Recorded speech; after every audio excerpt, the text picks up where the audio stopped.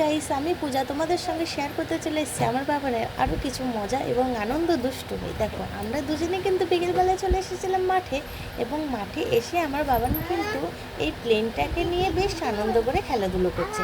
এই প্লেনটি কিনেছিলাম রথের মেলা থেকে, কালকেই গেছিলাম রথের মেলায়, সেখান থেকে কিন্তু খুব বায়না করে এই প্লেনটি কিনেছি এবং আরও অনেকগুলি খেলনা কিনেছে।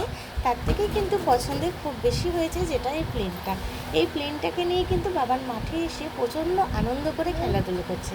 এবং ওর কি হয়েছে জানি না, এই রাস্তা থেকে কিন্তু অনেকগুলো পাথর, কালো কালো পাথর তুলে ও কিন্তু আমার হাতে বেশ জমা করছে।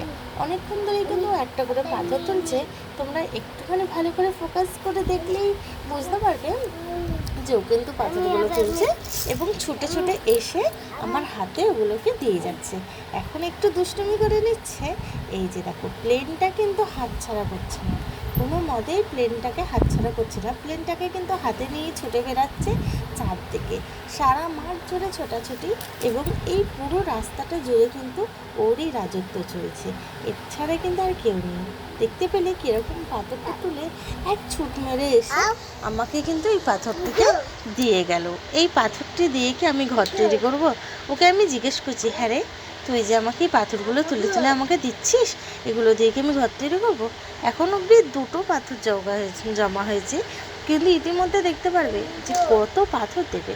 এবারে কিন্তু ওর একটু মন হয়েছে মাঠের দিকে যাওয়া, তো মাঠের দিকে যেতে গিয়েও মন ঘুরে গিয়ে চলে এসেছে। ব্যাস, এই যে প্লেনটাকে কিন্তু একদম দু হাতে কাঁপতে ধরে, আর মাঠটাতে দেখতে পাচ্ছ কত জল জমেছে, কাদা হয়েছে কি ভীষণ।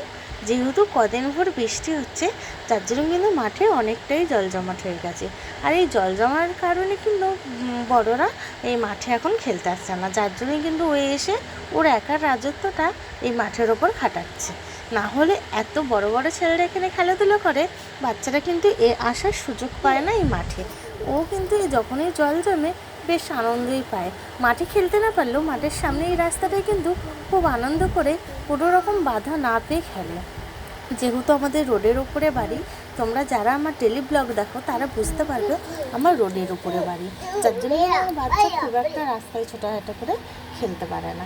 হয়তো দেশগ্রামে যারা থাকে তাদের বাড়ির ওখানে সবাই বেশ আনন্দ করেই পথে ঘাটে খেলে এবং বাড়ির মধ্যে খেলে। ও যা খেলার বাড়ির মধ্যেই খেলে, ও কিন্তু রাস্তায় তেমন একটি বেরিয়ে খেলতে পারে না। যার জন্য আমি চেষ্টা করি যখনই জল টল জমে বা বড়রা কেউ মাঠের দিকে না থাকে, আমি ওকে নিয়ে আসার চেষ্টা করি এবং ও মাঠে কিন্তু খুব আনন্দ করেই খেলে এবং কোনো রকম বাধা পায় না যে এদিকে যাবে না ওদিকে যাবে না, এরকম কিছু বাধা পায় না। যার জন্য কিন্তু প্রচণ্ড আনন্দ পায় এই খেলাধুলোতে। এই যে দেখো কীরকম পাথরগুলো একটা একটা করে জমাচ্ছে আর আমার হাতে জোগাড় করে দিচ্ছে। আনছি এইগুলো কি আমি আর একটা ঘর বানাবো, এই মাঠেই কি একটা ঘর তৈরি করে ফেলবো? ওকে বলছি, ও কিন্তু একবারে কিন্তু মুখে হ্যাঁ বলেছে। যেহেতু ক্যামেরার দিকে তাকায়নি, তাই জন্য তোমরা বুঝতে পারবে না। দেখো এক এক করে কতগুলোই পাথর জমা হয়েছে আমার হাতে। আমি এই স্ল্যাবটির ওপরে বসে আছি, আর এই দেখো এইখানটায় কিন্তু ও দেখো কত পাথর জোগাড় করেছে। এবার আমি যখন বলছি বাবা পাথরগুলো ফেলে দেবো, কিন্তু ছুটে চলে গেল। দেখো এত পাথর ও জমা করে ফেলেছে। এই পাথরগুলোকে নিয়ে ওই যে কী করি, এই যে আবার ছুটে ছুটে এসছে কোথা থেকে এসে, আমি বলছি ফেলে দেবো পাথরগুলো, ও কিন্তু হ্যাঁ বলছে। দেখো এবারে কিন্তু আমি এই পাথরগুলোকে ছুঁড়ে ফেলে দেবো পাশে, আর দরকার নেই, কিন্তু ও যেন পাথর কুড়িয়েই যাচ্ছে, একদম শুনছে না। এই দেখো পাথরগুলোকে কিন্তু আমি ফেলে দিলাম, আমি বলছি টোকাস না। এবারে কিন্তু ওর হাত থেকে আমি চেষ্টা করবো পাথরগুলোকে ফেলে দিই। পাথরগুলো এত শক্ত করে এত জোর দিয়ে ধরে রয়েছে যে পাথরগুলো ফেলছে না। এই দেখো এই ঘটলো বিপত্তি, ছুটতে যেতে গিয়ে কিন্তু জল কাদায় পড়ে গেল। এই যে এই বিপত্তির ভয়টি আমি পাচ্ছিলাম। এই দেখো পায়ে কাদা লাগার পর ও কিন্তু সোজা আমার কাছে কাঁদতে এসছে এবং দেখাচ্ছে যে পায়ে কাদা লেগেছে।